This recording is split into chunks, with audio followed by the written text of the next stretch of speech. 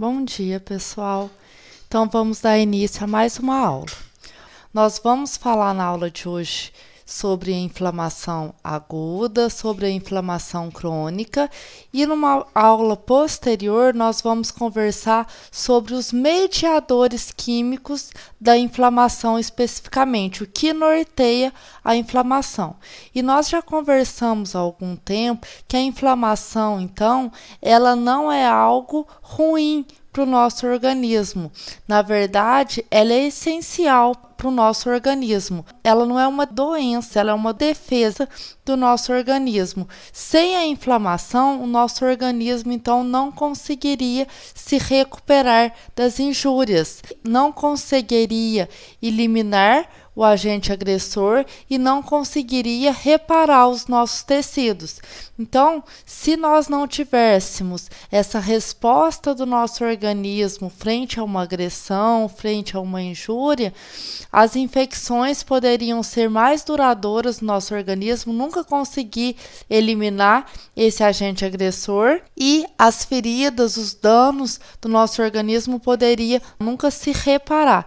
Então, a inflamação, ela não é uma doença, ela é essencial, ela é um processo natural do nosso organismo, que nós veremos no decorrer da aula, que ela visa eliminar o agente agressor ou um tecido danificado e restaurar o equilíbrio, a homeostasia desse tecido do nosso organismo.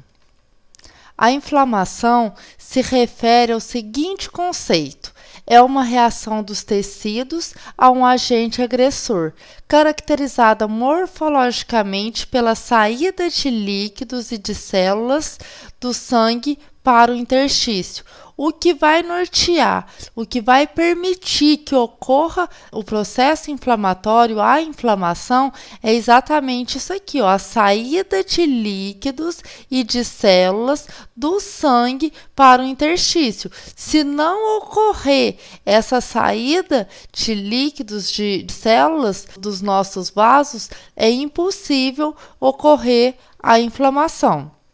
Vários processos, sejam eles lá físicos, químicos ou biológicos, que são passíveis de causar agressão nas nossas células, como nós já falamos na aula de etiopatogênese das lesões.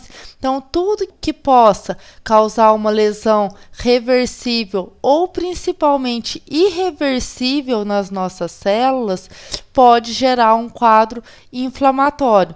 Então, uma picada de inseto, algum trauma, se nós machucarmos, se nós tivermos um corte, tudo pode levar a um processo inflamatório.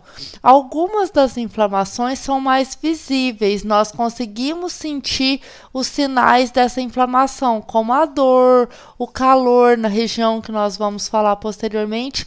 E algumas outras inflamações são subclínicas, estão acontecendo no nosso organismo, mas nós nem estamos dando conta que isso está ocorrendo. E volto a dizer, ela vai ser essencial para reparar os danos causados no nosso organismo.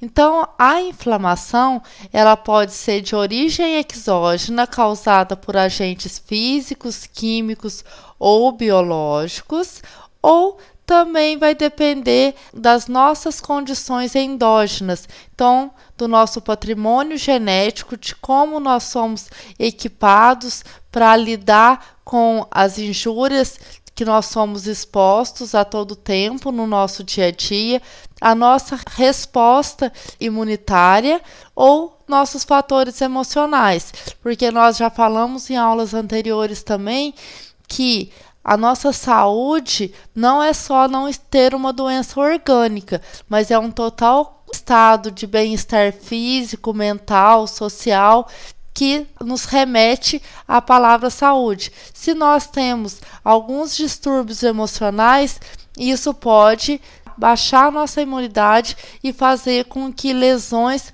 ocorram com maior frequência no nosso organismo. Quais que são os objetivos, então, da inflamação? Os objetivos da inflamação é destruir e eliminar o agressor, remover as células danificadas e reparar o tecido destruído, trazendo o nosso organismo de volta à normalidade. E nós dividimos, então, a inflamação em dois tipos: a inflamação aguda e a inflamação crônica. Na inflamação aguda, nós vamos ter uma resposta inflamatória imediata e inespecífica do organismo diante a agressão. Então, nosso organismo foi agredido por algum fator etiológico, físico, químico ou biológico, e rapidamente isso vai sinalizar para o nosso organismo e nós teremos a nossa resposta inflamatória aguda. A nossa inflamação crônica, geralmente, ela segue a inflamação aguda, ela acontece posteriormente à inflamação aguda. Então, a crônica é uma reação tecidual caracterizada pelo aumento dos graus de celularidade e de outros elementos teciduais, mais próximos da reparação diante da permanência do agressor.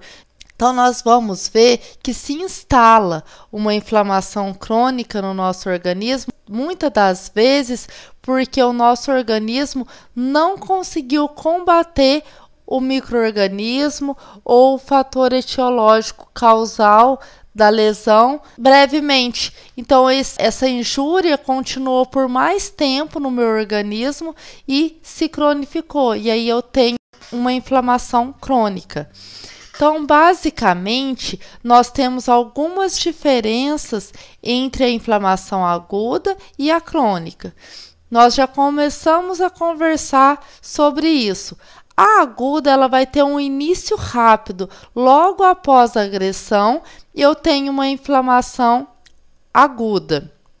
A minha inflamação crônica, ela vai ocorrer após a minha aguda, e nós vamos ver no decorrer da aula que ela vai ocorrer quando, na minha inflamação aguda, eu não consegui eliminar aquela agressão. Então, eu terei a minha inflamação crônica. Enquanto a aguda é de uma curta duração, horas ou dias, a minha inflamação crônica, ela pode durar de semanas a anos. Nós vamos ver que alguns fenômenos vão prevalecer na aguda, como os irritativos, exudativos e os vasculares, enquanto que na crônica vão prevalecer os resolutivos e os reparativos. E o nosso infiltrado inflamatório, as características das células que estão presentes na inflamação vão ser alterados também. Na aguda, nós vamos ter um predomínio de polimorfonucleares, enquanto que na crônica, de mononucleares. Para que ocorra esse processo inflamatório, é necessário, então, o trabalho de várias células. Nós temos mastócitos, fibroblastos, macrófagos, os nossos leucócitos no geral, as nossas células endoteliais. Então, uma infinidade de células trabalham para que ocorra um processo inflamatório. As nossas células endoteliais. A inflamação, ela só vai ocorrer em tecido que tenha irrigação. Então, eu nunca vou ter uma inflamação no meu cabelo, na minha unha, no meu epitélio, porque são tecidos avasculares. Para que tenha-se uma inflamação, a prioridade é que eu tenha nessa região uma irrigação. Então, as células endoteliais vão ser fundamentais para que ocorra esta inflamação. As nossas células endoteliais, nós já conversamos em outras aulas, elas são as células lá da camada íntima dos nossos vasos, que corresponde ao epitélio dos nossos vasos sanguíneos. E elas sofrem alterações, como, por exemplo, contração, que vai permitir a ocorrência do nosso processo inflamatório. as nossas células endoteliais, então esse citoesqueleto das células endoteliais vão se contrair, vão sofrer alterações, tudo por meio de mediadores químicos. Nós não vamos dar tanta atenção na aula de hoje sobre os mediadores químicos, porque nós teremos uma aula especificamente para conversarmos sobre mediadores químicos, mas eu gostaria já de introduzir alguns conceitos para vocês já irem entendendo um pouco sobre os mediadores. Então, vamos fazer uma analogia. Se nós estamos dirigindo numa marginal, numa rodovia muito movimentada e nós precisamos chegar a um determinado ponto dessa rodovia, como que nós sabemos para onde que nós temos que ir, que velocidade que nós podemos andar, em que faixa que nós temos que ficar nessa rodovia? Nós não ficamos perguntando para os carros dos lados, porque não dá tempo de fazer isso. Não tem pessoas na rodovia para nos dar informação o tempo todo. O que nos ajuda a nos locomover corretamente numa rodovia são as nossas placas de trânsito. E os nossos mediadores no nosso organismo seriam essas placas de trânsito, essas placas de sinalização. Eles vão ditar para as nossas células, é como se elas não conversassem entre elas, então elas precisam de mediadores químicos para sinalizar o que vai ou não ocorrer com essa célula.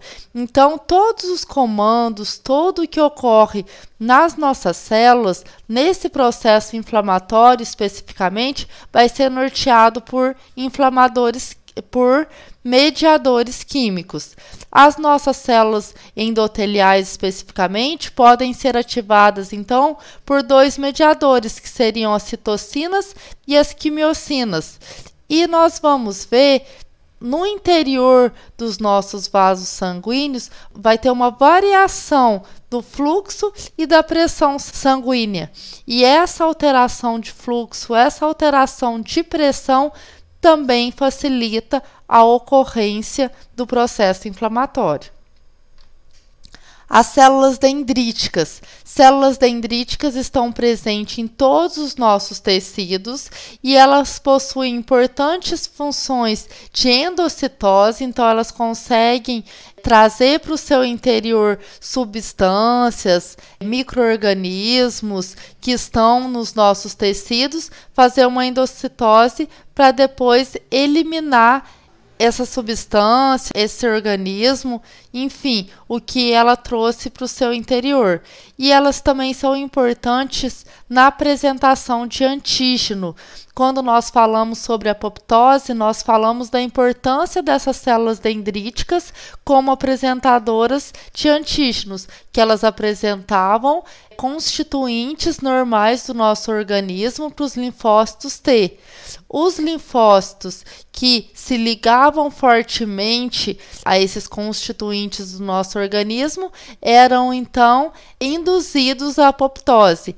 Isso feito de maneira correta vai nos ajudar a não desenvolver doenças autoimunes, doenças em que o nosso organismo começa a reconhecer células nossas como algo que precisa ser destruído. Então, as nossas células dendríticas possuem essas importantes funções e estão presentes em todos os tecidos.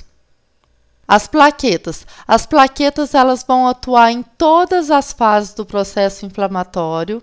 Elas possuem substâncias pró-inflamatórias, então substâncias que vão iniciar esse processo inflamatório.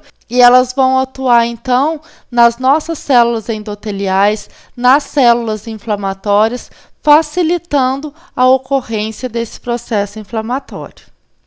Os nossos mastócitos. Os mastócitos são células residentes no tecido conjuntivo. E quando nós temos uma injúria nos nossos tecidos, uma agressão, eles são ativados e eles desgranulam-se, então, liberando mediadores químicos que vão atuar na nossa inflamação. Os mastócitos produzem basicamente 3 tipos de mediadores químicos. Alguns desses mediadores já estão pré-formados no seu interior, outros vão ser sintetizados após uma agressão e eles vão atuar também nesse processo. Os nossos leucócitos, as nossas células brancas, elas são divididas em 2 categorias. Nós temos os chamados granulócitos. O que significa células granulócitas? Células que possuem grânulos no seu interior. E também são conhecidas como polimorfonucleares. Elas possuem um padrão que o seu núcleo é lobulado. É tão lobulado que dá a impressão de ter mais de um núcleo nessa célula. Então, os leucócitos granulócitos são também conhecidos como polimorfonucleares.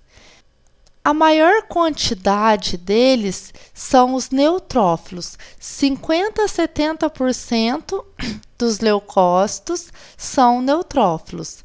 Os eosinófilos estão numa porcentagem de 2 a 4% e os basófilos de 0,5 a 1%.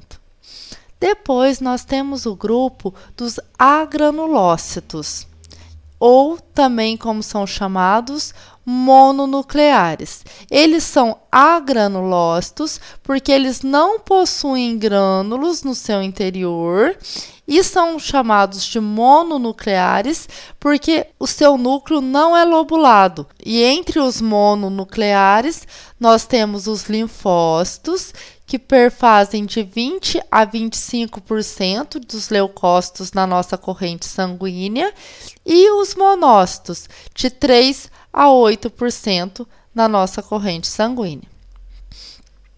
Os neutrófilos são células em maior quantidade na nossa corrente sanguínea. Nós já falamos em torno de 50 a 70%. E nós vamos ver que isso vai facilitar, vai fazer com que sejam as primeiras células a chegarem no local que houve a injúria, no local que precisa que ocorra a inflamação.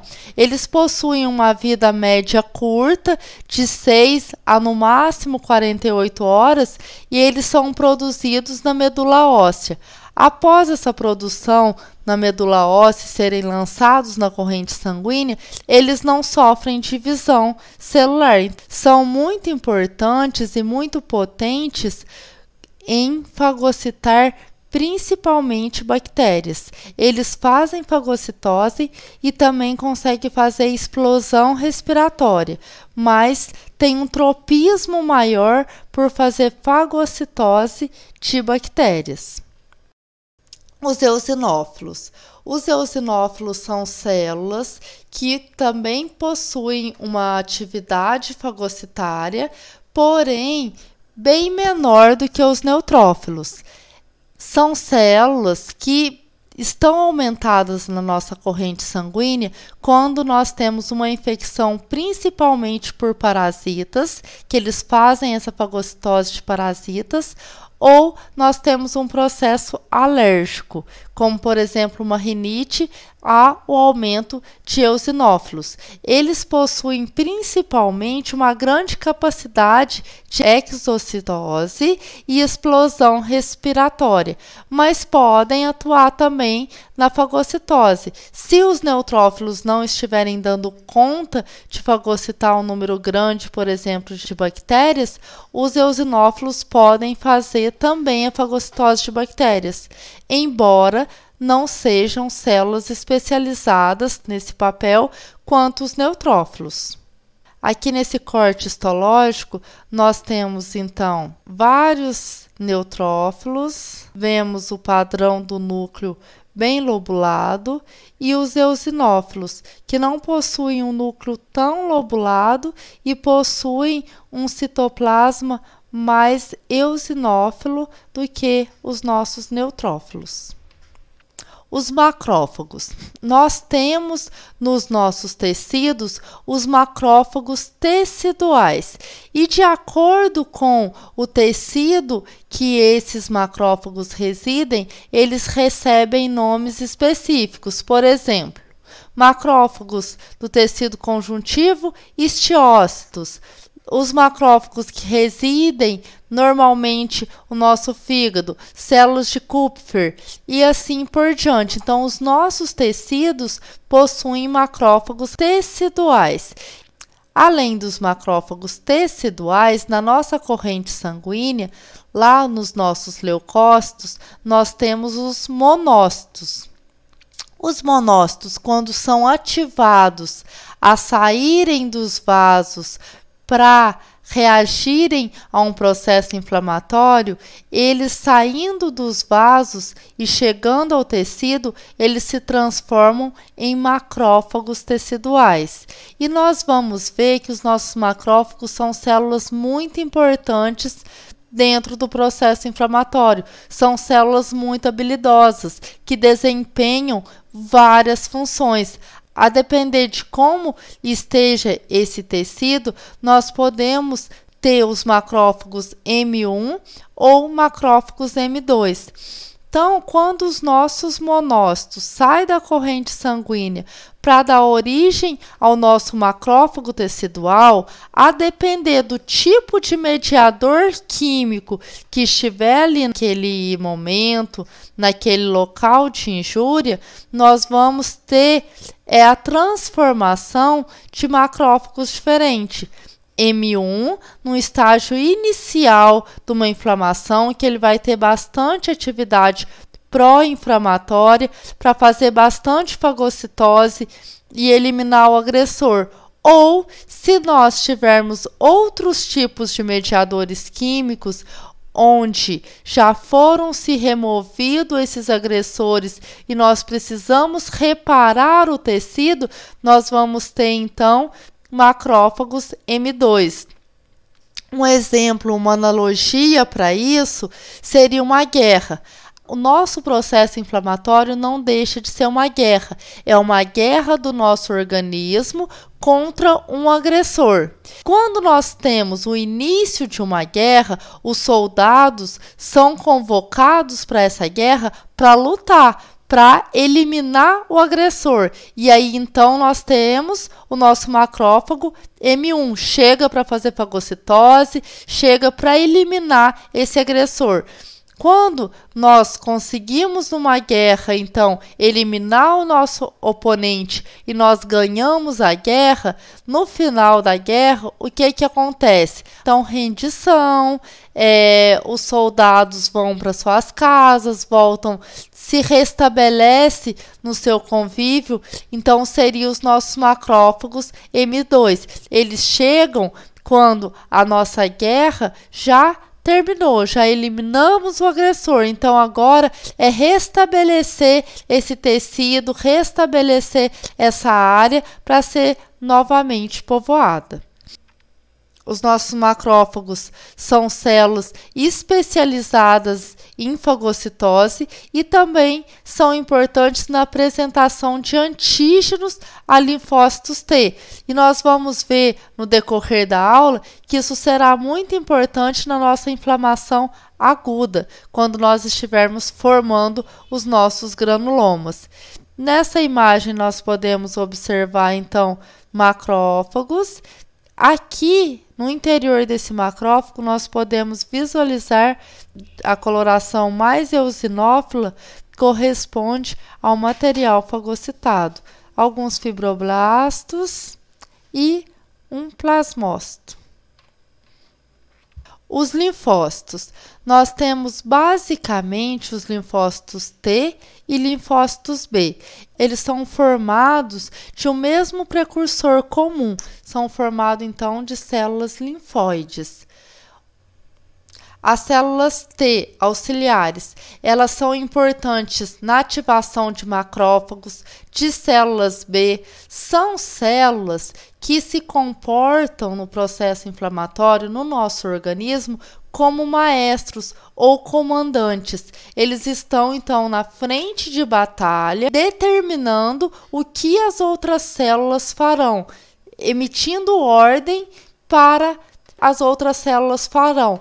E tem o intuito de eliminar o agressor.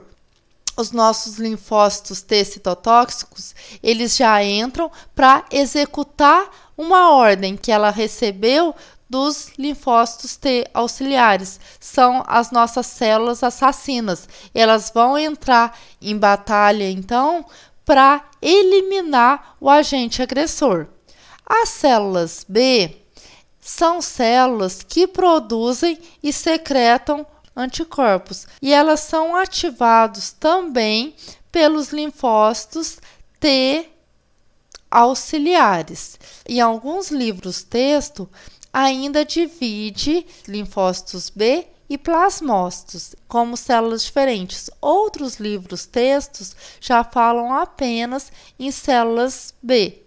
Qual que é a importância das células B, dos plasmócitos? É essa produção, então, de anticorpos. Eles produzem e secretam anticorpos. As células B vão agir também comandadas por linfócitos T. Os linfócitos T auxiliares que vão induzir essa resposta, essa produção e essa secreção de anticorpos na nossa inflamação.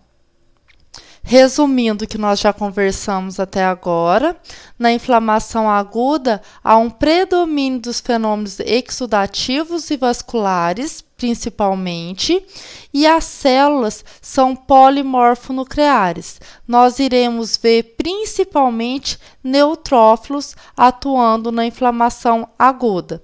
Na inflamação crônica, há um predomínio dos fenômenos proliferativos, com o estímulo para o organismo produzir colágeno, duplicar o número de células e aparecem os mononucleares, linfócitos, plasmócitos, macrófagos, fibroblastos no geral. Na inflamação crônica, nós vamos ver então que vai prevalecer a reparação, a resolução da nossa inflamação, os fenômenos reparativos e resolutivos.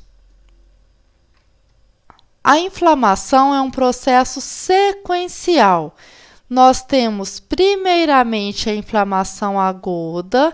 Se na inflamação aguda eu conseguir eliminar o meu agressor, nós vamos seguir para a reparação do tecido normalmente. Não precisa ocorrer sempre uma inflamação crônica para que ocorra o reparo do meu organismo. Então, se na minha inflamação aguda eu conseguir eliminar o agente agressor, eu vou reparar o tecido. Eu posso ter também uma fase aguda, seguido da fase crônica. Quando que isso vai ocorrer? Quando na minha fase aguda eu não conseguir eliminar o meu agente agressor. Então, essa inflamação vai durar mais tempo no meu organismo e eu terei a fase crônica.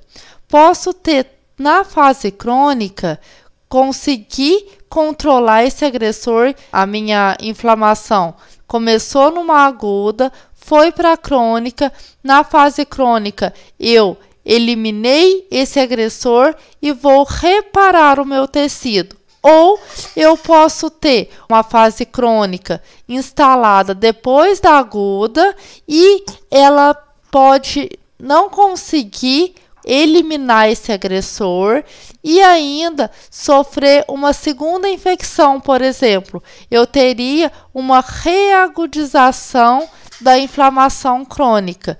Então, uma fase crônica instalada depois da aguda pode sofrer um processo de reagudização, uma infecção, por exemplo, seguindo por uma nova fase aguda.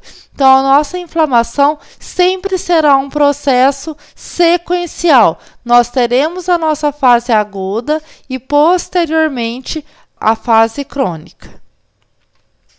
Os sinais cardeais da inflamação. Nós temos o calor e o rubor. Nós vamos conversar previamente desses sinais cardeais nesse primeiro momento, mas à medida que nós formos conversando sobre o que ocorre no nosso organismo para que ocorra a inflamação, vai ser mais fácil de assimilar esses sinais cardeais.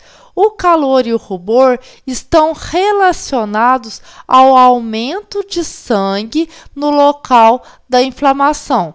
Teve-se uma inflamação, isso vai fazer com que tenha uma alteração do nosso fluxo sanguíneo, dos nossos vasos sanguíneos, para que se chegue mais células no local dessa agressão. Então, vai se chegar mais sangue. E o nosso sangue é vermelho e é quente. Então, isso vai levar a um calor e ao rubor na área inflamada. O tumor ou edema. O edema na inflamação está relacionado àquele segundo slide que nós vimos na aula de hoje, a saída de líquidos e de células do interior do nosso vaso para o tecido. Então, essa saída de líquidos dos nossos vasos sanguíneos para o tecido vai gerar o edema. A região vai ficar aumentada de volume, o tecido vai ficar aumentado de volume. A dor. Antigamente pensava-se que a dor estava relacionada apenas ao edema, que nós tínhamos ali então uma compressão no local causado pelo edema e isso causava a dor. Hoje já se sabe que a dor está relacionada aos mediadores químicos da inflamação. E por último, a perda de função. Então, o nosso tecido sofreu uma agressão, sofreu uma lesão, esse edema, essa dor e essa destruição tecidual vão levar à perda de função. Então, esses são os sinais cardeais da inflamação: calor, rubor, tumor, dor e perda de função. Na nossa inflamação, quando nós estávamos falando de apoptose, nós falamos que no interior das nossas células nós tínhamos tanto substâncias pró-apoptóticas como anti-apoptóticas à disposição da nossa célula, que seriam usadas quando necessários. No nosso organismo também é assim. Nós temos à nossa disposição, então, mediadores pró-inflamatórios, mediadores que vão iniciar um processo inflamatório e mediadores anti-inflamatórios para impedir que o processo inflamatório se inicie ou para finalizar esse processo inflamatório. E essa quantidade de mediadores, essa ação dos mediadores tem que ser muito equilibrada no nosso organismo, porque se nós tivermos um excesso de um ou de outro, nós não teremos uma resposta ideal do nosso organismo. Por exemplo, se eu tenho muitos mediadores atuando para iniciar uma inflamação e poucos mediadores para terminar essa inflamação, ela vai durar mais tempo do que deveria durar. E como nós já falamos, a inflamação é uma guerra das nossas células de defesa contra um agente agressor, contra uma agressão. E numa guerra, infelizmente, nós vemos que civis são prejudicados o tempo todo num processo de guerra. No nosso organismo não é diferente. Então, quando nós temos um processo inflamatório, isso pode causar lesões às nossas células normais do organismo. Então, se uma inflamação permanece por mais tempo que deveria permanecer, vai lesionar um número maior de células desnecessariamente. Ou, no caso contrário, se eu tenho poucos mediadores pró-inflamatórios e muitos mediadores anti-inflamatórios, o que pode ocorrer? Eu ter uma inflamação ineficiente. A minha inflamação, ela não vai conseguir controlar o meu agressor. Então, eu posso ter infecções que vão durar muito mais tempo no meu organismo, ou eu posso não conseguir ter o reparo de uma lesão corretamente. Então, para que as coisas ocorram no nosso organismo, como nós já estamos falando há algumas aulas, nós sempre buscamos um equilíbrio. Precisa que as coisas ocorram de forma equilibrada. A nossa inflamação, para que seja equilibrada, nós vamos ter então uma ação de mediadores pró-inflamatórios para iniciar essa inflamação no início da minha agressão, mas controlei o meu agressor, vai entrar em ação os meus mediadores anti-inflamatórios para finalizar essa minha inflamação e reparar os meus tecidos. Nós vamos ver que esse processo inflamatório vão ter alguns fenômenos. Os fenômenos irritativos, vasculares, exudativos, alterativos, resolutivos e reparativos. Nós vamos falar sobre cada um deles. Nós temos 3 componentes principais que vão reger a nossa inflamação, que serão a alteração do calibre vascular, mudanças estruturais na microvasculatura, que nós vamos ver que essas duas condições estão nos nossos fenômenos vasculares, e a emigração de leucócitos do interior do vaso sanguíneo para os meus tecidos, que estará nos fenômenos exudativos. Primeiramente, vamos falar sobre os fenômenos irritativos. Eu tenho um agente agressor e ele vai produzir moléculas sinalizadoras da agressão, ou o próprio tecido agredido vai liberar sinalização da agressão. Então, por exemplo, vamos fazer uma analogia com um acidente numa rodovia. Então, eu estou numa rodovia dirigindo, de repente vem outro automóvel e bate no meu carro. Eu posso mesma chamar o SAMU, chamar o socorro, chamar um guincho para vir socorrer o meu carro, socorrer a mim. Então, o próprio tecido agredido está sinalizando que ele precisa de ajuda, ou quem bateu no meu carro, quem causou o acidente, pode ligar para o SAMU, pode ligar para um guincho. O agente agressor vai sinalizar. Geralmente, quando se trata de micro-organismos, eles expressam antígenos nas suas membranas, e esses antígenos servem para sinalizar para o nosso organismo que algo de errado está acontecendo, que precisa ocorrer uma inflamação para eliminar esse agressor. Então, nós podemos ter esses 2 tipos de respostas. A título de curiosidade, que eu não vou cobrar isso de vocês, mas as moléculas sinalizadoras de agressão, elas podem ser de 2 tipos. Quando eu tenho, então, um agressor biológico, nós vamos falar que as moléculas sinalizadoras são do tipo PAMP. E quando eu tenho um agressor físico ou químico, essas moléculas sinalizadoras de agressão são chamadas de DAMP. Os eventos vasculares, vai ocorrer uma vasodilatação arteriolar. E essa vasodilatação, então, o meu vaso vai aumentar de volume. Esse aumento de volume vai permitir que mais sangue chegue àquela região. Com mais sangue chegando àquela região, eu vou ter os sinais cardeais, um calor e um rubor.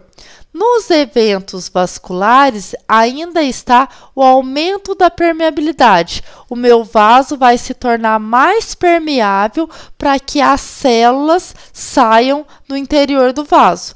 nós dividimos didaticamente os fenômenos vasculares, irritativos e exudativos, entre os outros. Mas nós vemos que as coisas não acontecem tão separadamente assim. Elas vão ocorrendo em conjunto. Lógico que, primeiramente, nós vamos ter essa alteração da vasculatura para que depois essas células consigam sair do interior dos nossos vasos. Então, vamos lá.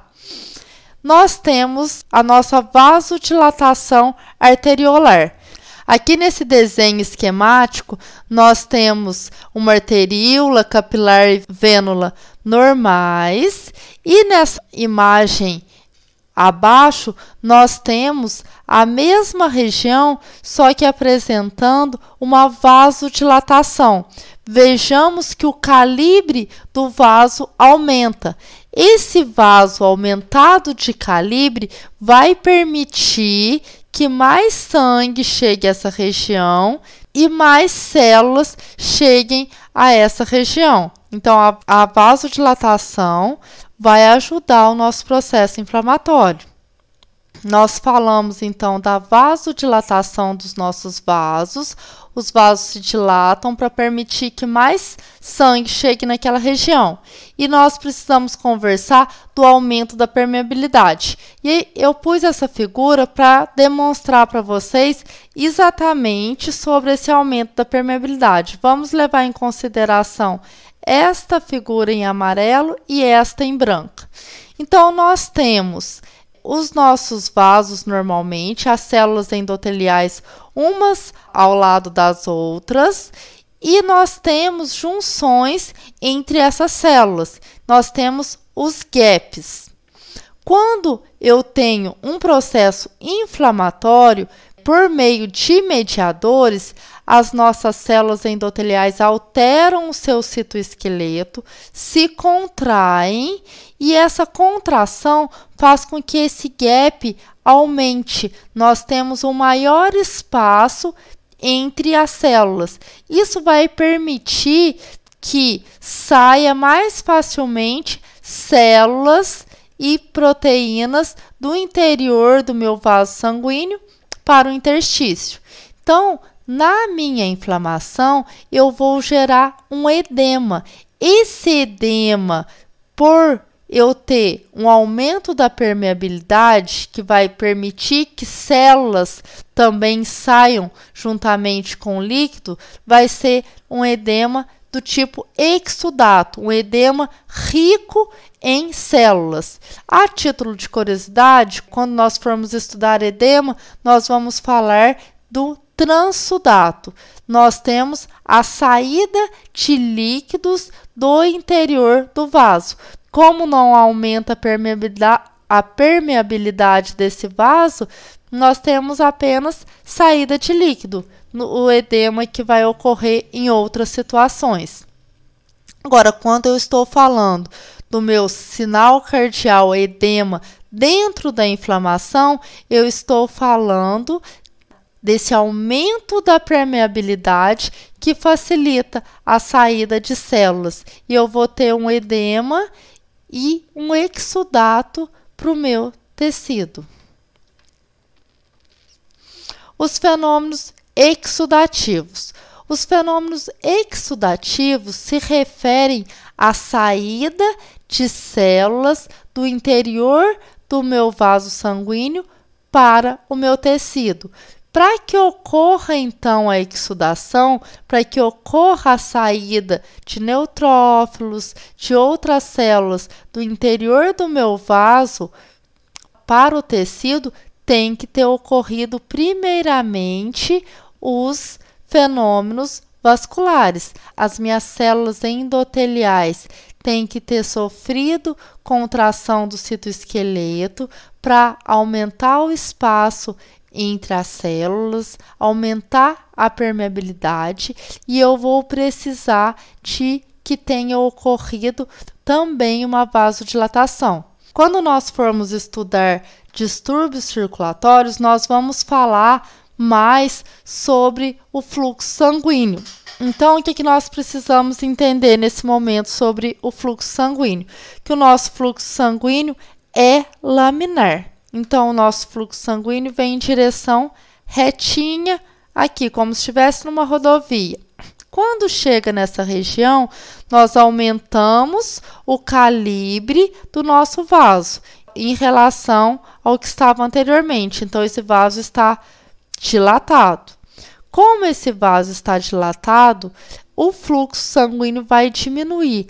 Aqui, o meu fluxo sanguíneo está mais lento do que estava normalmente.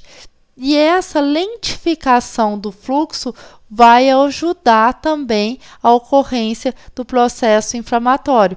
Esse fluxo se tornando mais lento vai facilitar essas células virem para a periferia do meu vaso sanguíneo e sair para o meu interstício, que nós vamos ver o normal do nosso organismo, as células permaneçam no interior do nosso vaso sanguíneo e nas laterais, na periferia, nós tenhamos mais plasma. Então, geralmente não se tem células na periferia dos nossos vasos. Mas na nossa inflamação, como tem essa alteração da dilatação do vaso, isso vai tornar o fluxo, então, mais lento e isso vai facilitar essa alteração do fluxo, para que as células venham mais para a periferia do meu vaso e ocorra o processo inflamatório.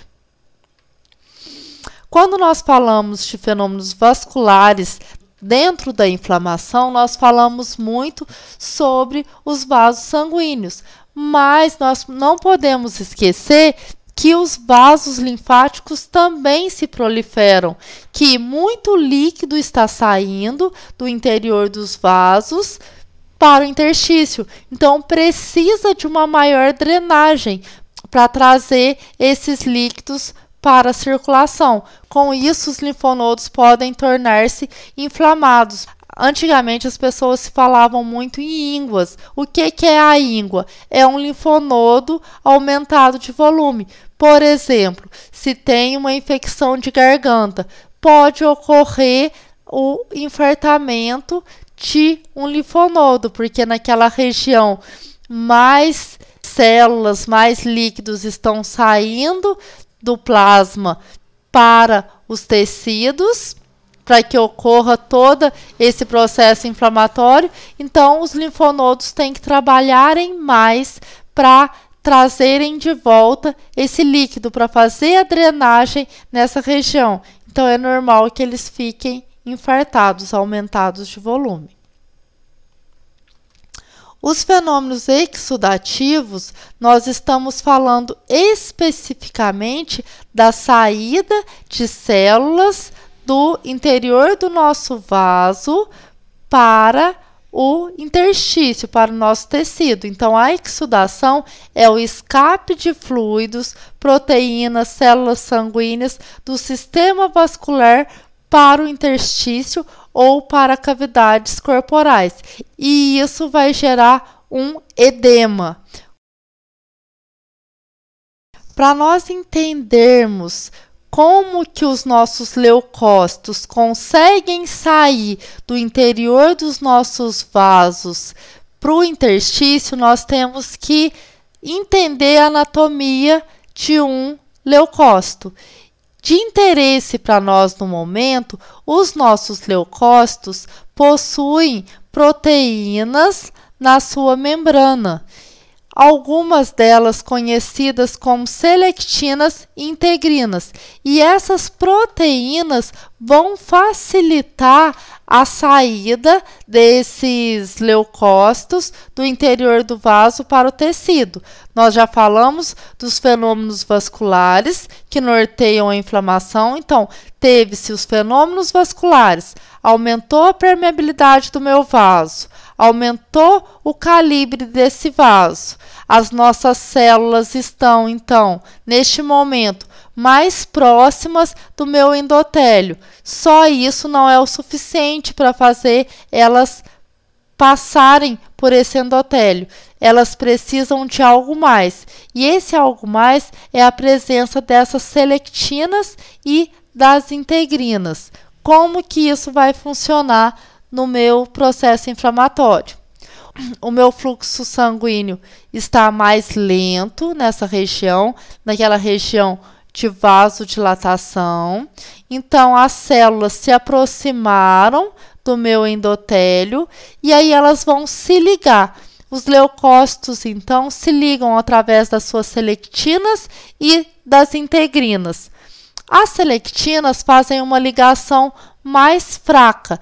Elas se ligam, soltam, se liga a outra selectina até que se ligue a uma integrina. A integrina faz uma ligação mais forte. Quando há ligação com a integrina, esse leucócito não se solta mais das células endoteliais. Eles ficam aderidos às células endoteliais, alteram o seu citoesqueleto e conseguem fazer a migração ou diapedese. Então, o processo de marginação, o que é a marginação? É esse leucócito vir para a margem do meu vaso. Essa marginação é facilitada porque eu tive um aumento da dilatação do meu vaso. O fluxo se tornou mais lento. Isso facilitou o meu leucócito fazer a marginação. Após fazer a marginação, teve então a ligação de selectinas e de integrinas.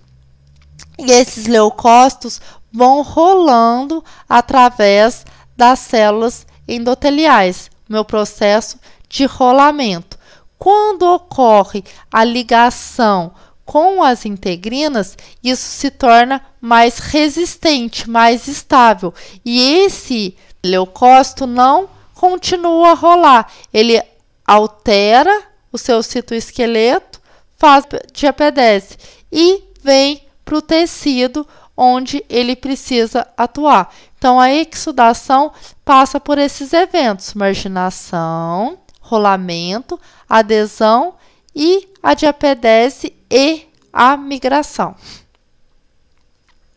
Nessas imagens microscópicas, nós vemos então um vaso sanguíneo, essas células endoteliais, essas células mais achatadas aqui são as células endoteliais. Nós vemos muita hemácia no interior desse vaso, então o fluxo sanguíneo aqui está aumentado e principalmente nós visualizamos na margem desse vaso vários neutrófilos. Então, aqui é um processo de marginação. Aqui também, ó, vários neutrófilos, tudo fazendo marginação na parede desse vaso. Aqui nessa outra imagem, nós já conseguimos ver um processo de diapedese, o neutrófilo atravessando a parede do vaso e a marginação, ele já está no tecido. Aqui nós vemos um intenso infiltrado inflamatório nesse tecido. Nós vemos vários vasos na região, todos aumentados de volume, com bastante hemácias no seu interior, que demonstram que há um fluxo sanguíneo mais ativo nessa região e um intenso infiltrado inflamatório. Ainda não é o foco da aula, mas nós podemos ver nessas regiões aqui, regiões de edema. Ainda dentro dos fenômenos exudativos, nós temos a quimiotaxia. O que é essa quimiotaxia? É o processo de migração dos leucócitos para os tecidos em direção ao local de injúria. Então, esses leucócitos saíram do interior do vaso e eles vão chegar dentro do tecido onde eles precisam atuar. Como que eles vão saber para onde que eles têm que ir? Porque vão ser liberados mediadores. Como que os leucócitos vão saber para onde que ele tem que ir? por causa de produtos bacterianos ou outros mediadores químicos no local da agressão que vai sinalizar para essa célula onde está ocorrendo a agressão para que ela consiga chegar nesse local e atuar nesse agente agressor. E nós vamos ver no decorrer da aula que a natureza do meu infiltrado inflamatório vai ser alterada com a idade da resposta. Quando nós estamos no início da nossa inflamação, nós temos um predomínio de células polimorfonucleares na nossa inflamação, principalmente neutrófilos. E fica fácil de entender porque tem muito neutrófilo, porque são as células mais abundantes na nossa corrente sanguínea. Em torno de 50% a 70% são neutrófilos. Então, como são células que estão em maior número, é mais fácil que elas cheguem no local primeiro. Em torno de 90 minutos após uma agressão, nós já temos neutrófilos chegando nessa área da agressão. Com o passar do tempo, vai se mudando o padrão das células. Os neutrófilos, embora sejam as células mais numerosas, eles, como nós já falamos antes, eles não fazem divisão celular. Então, eles vão entrando em apoptose ou vão morrendo em decorrência da guerra com o micro-organismo. E com a evolução do processo inflamatório, ao invés de continuarem chegando neutrófilos, começa a se chegar macrófagos nessa área da inflamação. Então, o que nós temos? Esse gráfico nos demonstra. Quando nós temos uma inflamação aguda, que é aquela que dura de horas a dias, nós temos um predomínio de neutrófilos. Muitos neutrófilos estão chegando primeiro naquela região agredida e há um predomínio de neutrófilos. Com o passar do tempo, esses neutrófilos vão morrendo, vão mudando os mediadores ali dessa inflamação e começam-se a chegar, então, macrófagos para essa região, que são células que têm um tempo de vida maior. Então, por isso, elas vão sobreviver por mais tempo também na inflamação. Porém, num dado momento da inflamação, nós teremos tanto células polimorfonucleares como mononucleares. Então, na inflamação, as células não são brigadas, inimigas. Os macrófagos não vão abrir uma porta e falar assim, todos os neutrófilos saíram, porque eu só vou entrar se eles já tiverem saído. Não é assim que as coisas ocorrem. Em um dado momento da inflamação, tanto de células polimorfonucleares como de células mononucleares. À medida que o tempo vai passando, nós vamos ter apenas macrófagos atuando nesse tecido agredido. E se esses macrófagos conseguirem resolver eliminar o agressor, eliminar essa agressão, nós teremos o reparo do nosso tecido. Os fenômenos exudativos, eles visam a remoção dos agentes agressores. Então, neutrófilos, macrófagos, eles fazem esse reconhecimento de micro-organismos no geral ou de células mortas, de células danificadas, para fazer a fagocitose desse micro-organismo ou dessa célula lesionada para reparar posteriormente o nosso tecido. Para que ocorra a fagocitose, algumas etapas são importantes. As nossas células de defesa, eles têm que reconhecer o micro-organismo ou reconhecer essa célula danificada. Após esse reconhecimento, nós teremos o englobamento desse micro-organismo ou dessa célula danificada. As nossas células de defesa, então, englobam esse micro-organismo, por exemplo, traz para o seu interior esse micro-organismo, depois eles podem matar esse micro-organismo através de explosões respiratórias com radicais livres. E aí nós teremos a morte e a degradação do micro-organismo. Os fenômenos alterativos. Os fenômenos alterativos se referem às alterações que nós teremos no nosso tecido diante de uma agressão.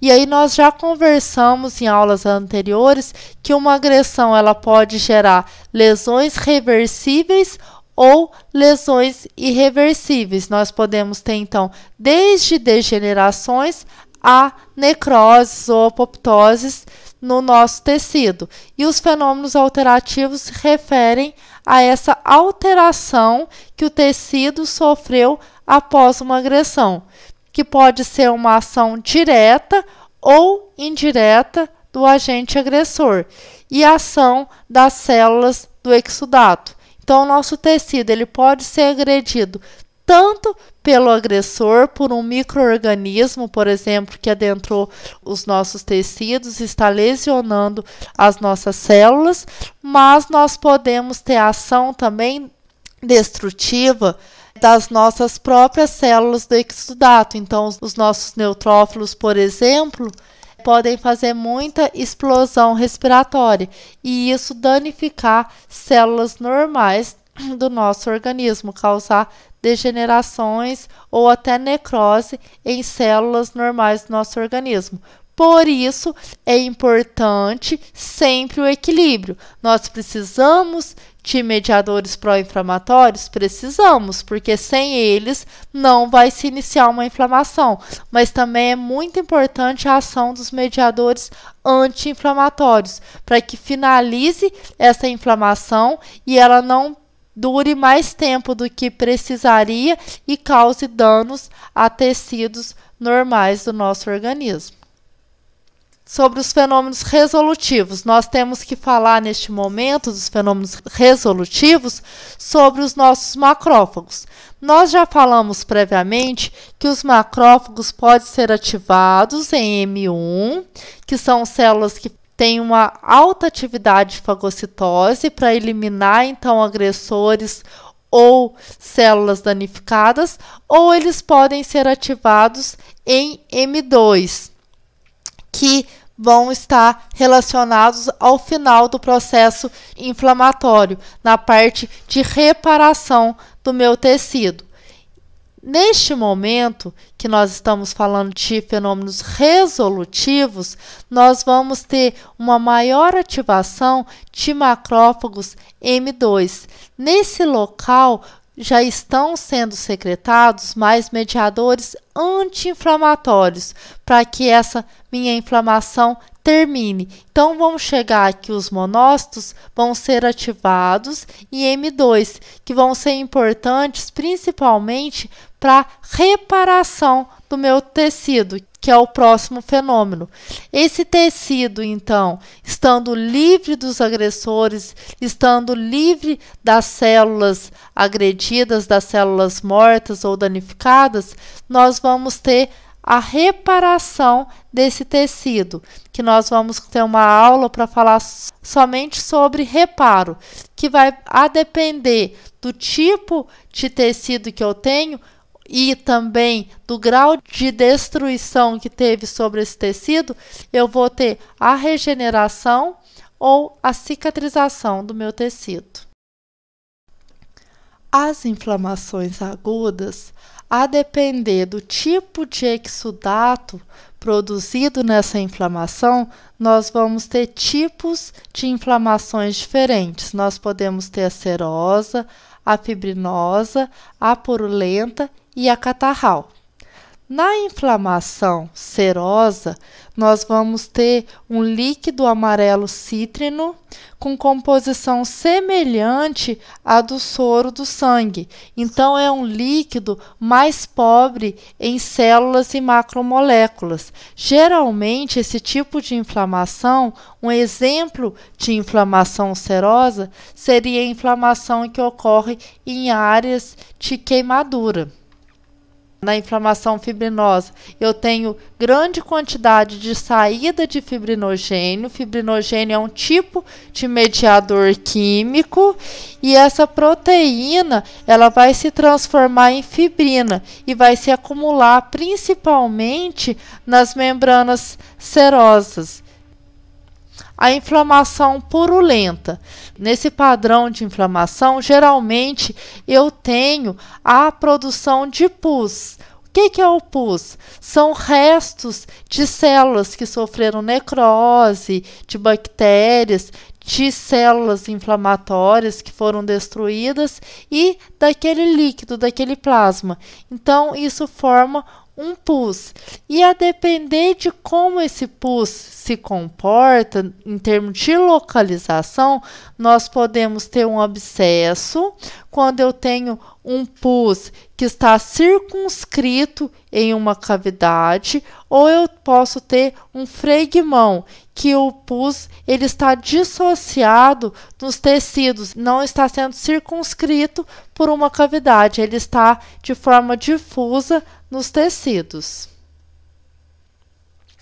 Terminando a nossa inflamação aguda, então, se nós tivemos uma agressão e essa agressão não foi controlada em alguns dias lá na nossa inflamação aguda, isso vai durando mais tempo no nosso organismo, eu vou ter uma inflamação crônica e é sobre ela que nós iremos conversar agora.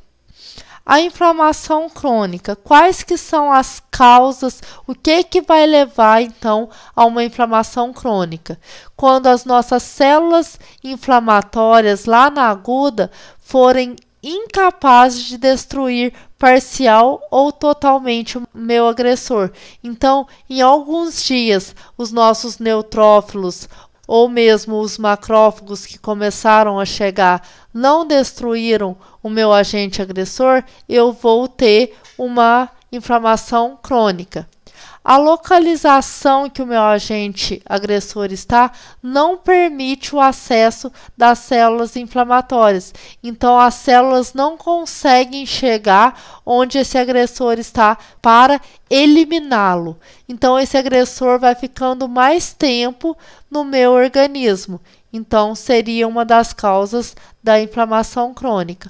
Ou uma entrada repetitiva do agressor. Então, as minhas células até conseguem eliminar o agressor, mas isso é um processo repetitivo. Por exemplo, fumar.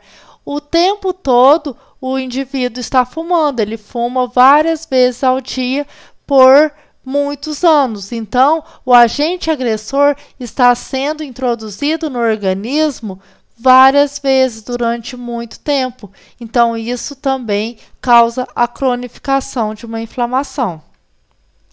Quais são as características morfológicas da minha inflamação crônica? Então, eu vou ter uma infiltração com células mononucleares, que inclui macrófagos, linfócitos e plasmócitos. Aqui, então, eu vou ter um infiltrado mononuclear, principalmente com macrófagos. A destruição tecidual. Nós vamos ver que na nossa inflamação crônica as coisas ocorrem tudo ao mesmo tempo. Nós vamos ver que nós ainda temos um pouco de guerra contra alguns micro-organismos que ficaram ali, por isso se cronificou a resposta inflamatória. Então, eu estou guerreando contra uma agressão, eu estou tentando ao mesmo tempo limpar aquela região e reparar o tecido. Então, os fatores se sobrepõem na inflamação crônica e eu tenho ainda a destruição tecidual, porque a inflamação está ocorrendo ali, a guerra está ocorrendo. Então, é normal que algumas células normais sejam danificadas por esse processo inflamatório e tentativas de cura pela substituição. Então, na nossa inflamação crônica, falando novamente, nós vamos ter uma sobreposição de eventos. Nós temos células lutando contra o agressor, temos ainda uma destruição tecidual e eu já tenho o início de um reparo nessa situação. Aqui o que eu falei anteriormente, na minha inflamação crônica, as coisas estão ocorrendo de forma sobreposta. Eu tenho uma inflamação ativa, minhas células guerreando contra o meu agressor, eu posso ter uma destruição tecidual, mas eu já inicio também um processo de reparo na minha área agredida. Nessa imagem, nós podemos visualizar plasmócitos, macrófagos e linfócitos. Vejam o padrão entre as células, que são diferentes. Os plasmócitos são células bem redondas, com núcleo mais periférico. Os macrófagos já são células maiores, que não possuem um desenho de núcleo tão arredondado, e os linfócitos são células menores, ovais, que possuem um núcleo expressivo e uma coloração mais intensa, mais basófila. Novamente o nosso quadro comparativo. Nesse momento da aula fica mais fácil nós enxergarmos e entendermos as diferenças entre a inflamação aguda e a inflamação crônica. Então a nossa crônica, vamos conversar agora, ela vai se iniciar após a aguda e ela se inicia então após alguns dias. A nossa inflamação aguda inicia-se logo após a agressão, a crônica não, alguns dias após a agressão. Aqui nós estamos tentando resolver e reparar esse tecido, não que não exista a chegada de células à região de agressão, então tem ainda uma exudação, tem ainda os eventos vasculares, mas nós temos principalmente os eventos resolutivos e reparativos. E o nosso infiltrado aqui é composto principalmente por macrófagos, linfócitos e plasmócitos. A inflamação crônica, ela pode ser inespecífica, quando eu tenho um infiltrado inflamatório distribuído ao acaso. Então, eu tenho um tecido e eu tenho várias células de defesa, vários polimorfonucleares presentes nesse tecido, mas de forma difusa, de forma desorganizada. Ou eu posso ter uma inflamação do tipo granulomatosa, que eu vou ter um infiltrado inflamatório bem organizado.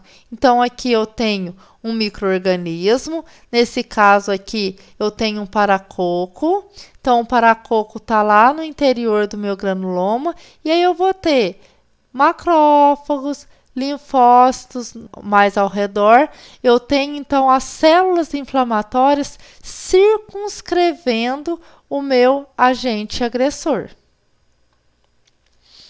A inflamação crônica granulomatosa, ela se caracteriza então por modificação nas células do exudato, que se organizam e formam agregados circunscritos denominados de granuloma. Esse granuloma é um esforço do organismo para conter o agente agressor. Então, as nossas células de defesa, elas não conseguiram até o momento matar o meu agressor.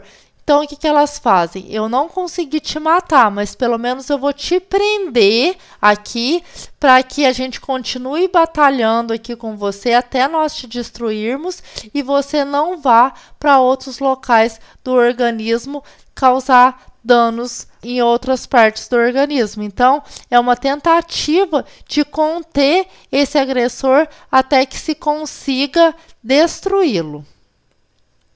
E o granuloma, ele é formado quando, então? Eu vou formar um granuloma quando eu tiver um agressor com elevada resistência. Então, as minhas células estão lutando contra aquele agressor e não estão conseguindo eliminar esse agressor. Então, forma-se o granuloma para contê-lo. Ou eu vou ter a impossibilidade de acessar o agressor, ele está num local que as minhas células de defesa não conseguem chegar diretamente a ele para fazer fagocitose, para tentar fazer a explosão respiratória. Então, ela circunscreve a região que ele está presente para contê-lo. Ou entrada também constante do agressor. Eu posso ter micro-organismos ou lesões por agentes físicos ou químicos de forma repetitiva e isso gerar um granuloma na região. Os nossos granulomas vão ser formados especialmente por macrófagos e em algumas situações que nós vamos ver, a depender do tipo de inflamatório, eles são formados também por linfócitos e plasmócitos. Os nossos macrófagos. Vocês vão cansar de ouvir falar de macrófagos na aula de inflamação, porque são células muito importantes. Eles possuem várias funções. Na inflamação aguda, nós já vimos que os macrófagos podem ser ativados em M1 e M2, a depender do tipo de mediador. Ele é, então, ativado em M1 para fazer bastante fagocitose ou M2 para ajudar no reparo. Aqui na inflamação crônica, eles ainda podem se diferenciar em células epitelioides. As células epitelioides recebem esse nome por se parecerem com células do nosso epitélio. Então, os macrófagos, eles adquirem esse formato, esse padrão de células epitelioides, eles se colocam um ao lado do outro para tentar conter esse agressor. Essas células epitelioides, elas perdem um pouco da atividade fagocitória dos macrófagos, porém, elas têm importante papel em circunscrever o agressor. E eles podem ser ativados também em células gigantes multinucleadas, do tipo Langerhans ou do tipo corpo estranho. Nesse corte microscópico, nós visualizamos aqui as células epitelioides. Vejamos que são células mais alongadas, mais achatadas, e elas geralmente são colocadas umas do lado das outras para circunscrever o agente agressor. E aqui nós temos uma célula gigante do tipo Langerhans. Nessa outra imagem fica mais fácil de nós visualizarmos a diferença de uma célula gigante do tipo Langerhans e uma célula gigante do tipo corpo estranho. Na célula gigante do tipo Langerhans, os núcleos ficam localizados mais na periferia da célula, fazendo um desenho de ferradura ou meia-lua. Já no tipo corpo estranho, os núcleos ficam dispersos no interior da célula e o citoplasma na periferia. Não é um padrão tão organizado. A função é igual, tanto a Langerhans quanto a do tipo corpo estranho. Por que os macrófagos formam as células gigantes?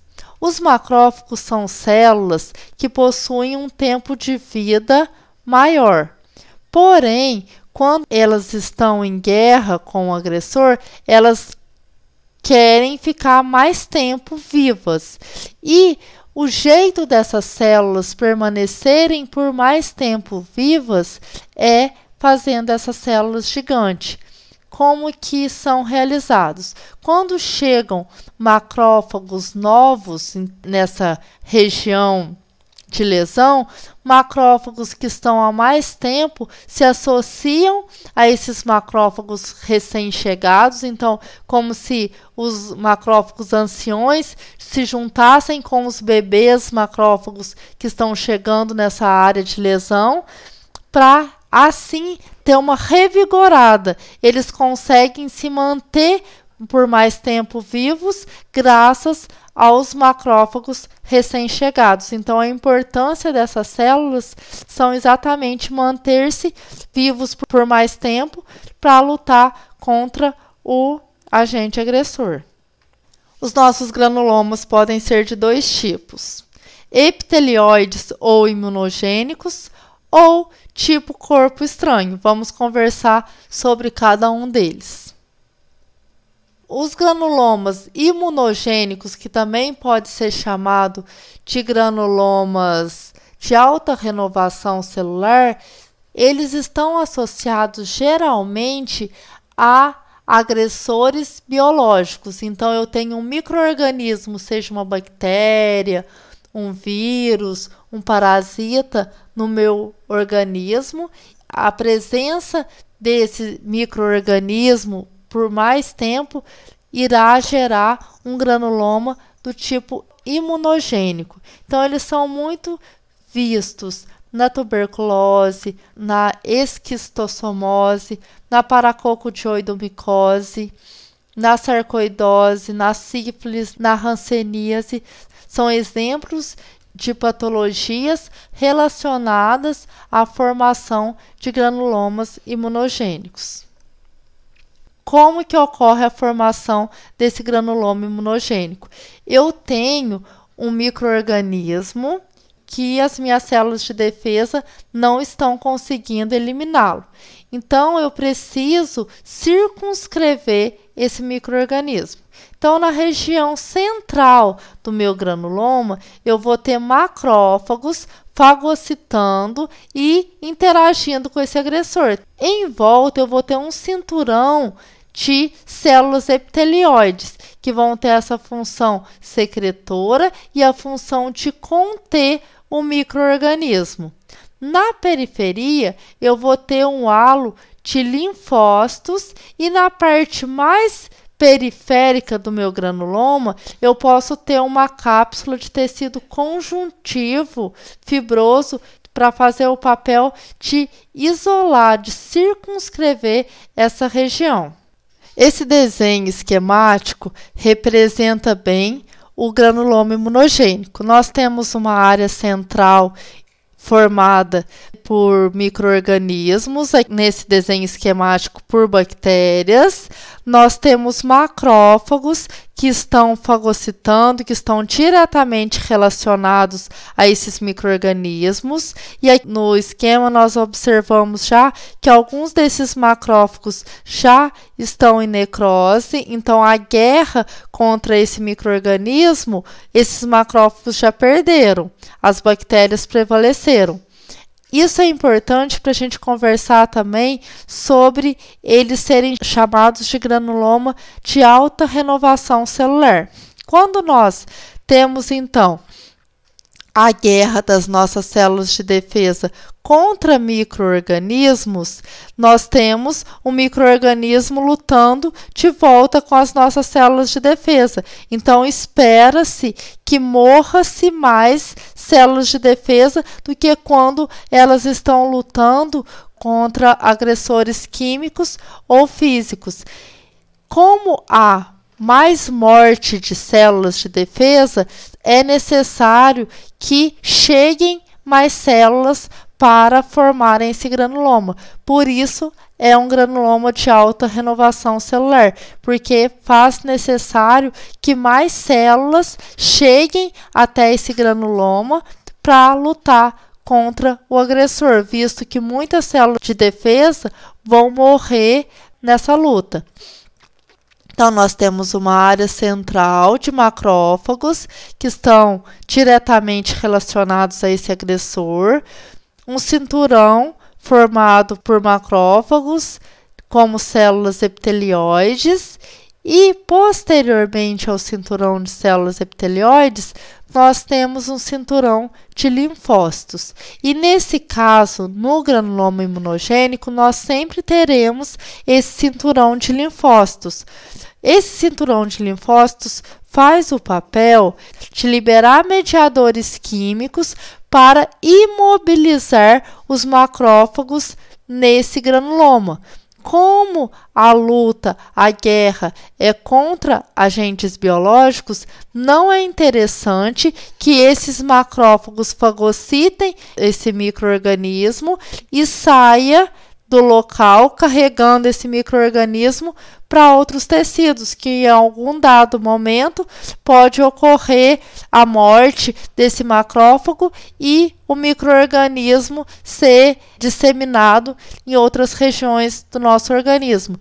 Então, os linfócitos têm esse importante papel de secretar mediadores para imobilizar os macrófagos, para que eles não saiam transportando micro-organismo para outras localidades do nosso organismo. E mais superficialmente, que não está representado aqui, nós podemos ter um cinturão de tecido fibroso circunscrevendo esse granuloma. Ativação e acúmulos de macrófagos nos granulomas. Como que chega, como que vão sendo formados esses granulomas? Por que que chegam-se tantos macrófagos? Principalmente por causa da mobilização continuada a partir de monócitos na circulação. Então, nós temos a liberação de mediadores que estimulam a chegada desses monócitos para se transformarem em macrófagos no local do granuloma e atuarem nessa região. A proliferação local por divisão mitótica dos macrófagos, ao contrário dos neutrófilos, que são produzidos apenas pela medula óssea, os nossos macrófagos eles podem fazer divisão celular. Assim sendo, aumenta-se também o número de macrófagos nessa região. E formação de células gigantes, que nós já conversamos. A formação das células gigantes é uma forma dos macrófagos permanecerem vivos por um tempo maior e assim conseguir batalhar contra esse agente agressor. Aqui nesse corte microscópico representa um granuloma imunogênico. Vejam que na parte mais central nós temos um fungo, que aqui é o nosso paracoco. E circunscrevendo esse fungo, nós temos o nosso granuloma composto, então, por macrófagos e linfócitos. Qual que é a evolução de um granuloma imunogênico? Se eu tiver a persistência desse agente inflamatório, então eu tenho lá um micro-organismo e esse micro-organismo não está sendo eliminado. Vai se formar uma cápsula em torno do agente inflamatório, uma cápsula de tecido fibroso, uma fibrose ao redor dessa área de inflamação. Se eu tiver um quadro, por exemplo, de baixa imunidade ou em pacientes imunodeprimidos, esse cinturão, principalmente de linfócitos, pode se tornar falho. Com isso, os macrófagos podem sair da região do granuloma e eu posso ter a disseminação da minha doença. Em outra situação, eu posso ter o que se espera com a formação de granuloma é isso, a reabsorção do agente inflamatório. Se eu reabsorver o meu micro-organismo, eu vou ter a reparação do meu tecido. E uma outra situação também pode acontecer. Na região que formou a minha cápsula, o meu granuloma imunogênico, pode ocorrer uma segunda infecção nessa região. Por exemplo, uma infecção, como nós mostramos anteriormente, um granuloma em volta de paracocos, eu posso ter uma infecção por bactérias ali. E aí, neste caso, eu terei um reagudizamento do meu granuloma imunogênico. Agora vamos conversar sobre os granulomas do tipo corpo estranho.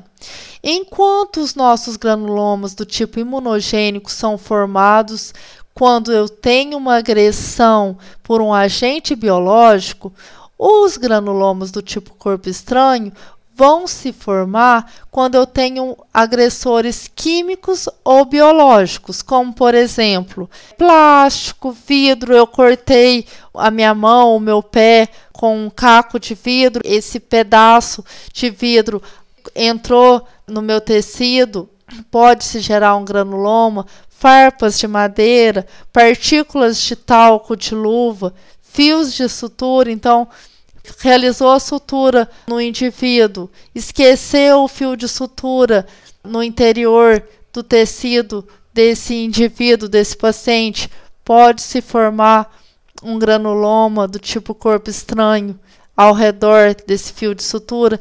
Então, a etiologia do nosso granuloma do tipo corpo estranho são agentes agressores que apresentam baixo poder imunogênico, então os agressores biológicos e químicos.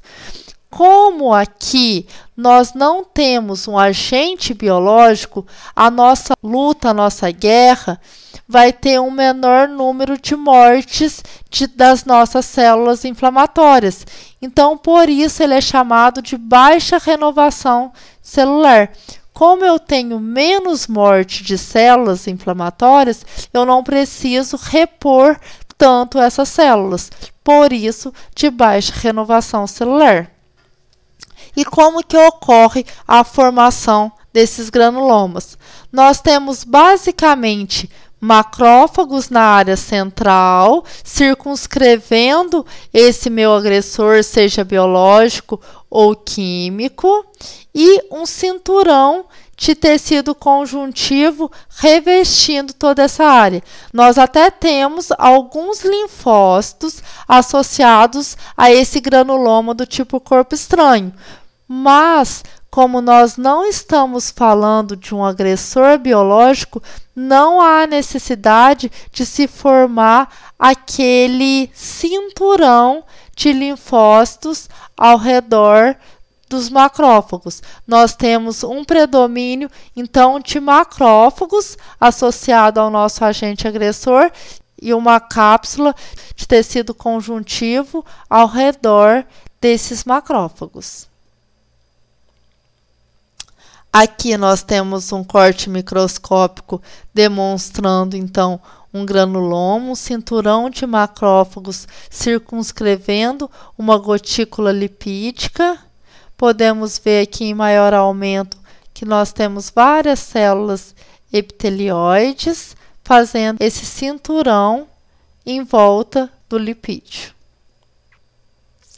No granuloma do tipo corpo estranho, nós podemos ter, tanto quanto no granuloma imunológico, a formação das células gigantes multinucleadas, tanto a do tipo corpo estranho como a do tipo Langerhans. Pode-se formar os dois tipos de células.